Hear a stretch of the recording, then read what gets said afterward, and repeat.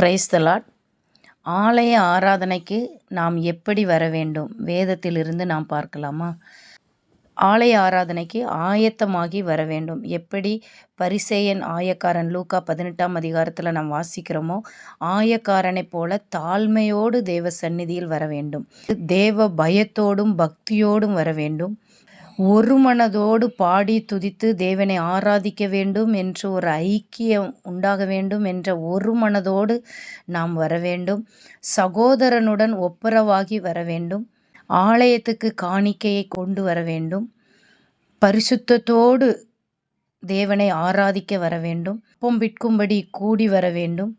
பொருத்தனையுடன் ஆலய ஆராதனைக்கு வர வேண்டும்.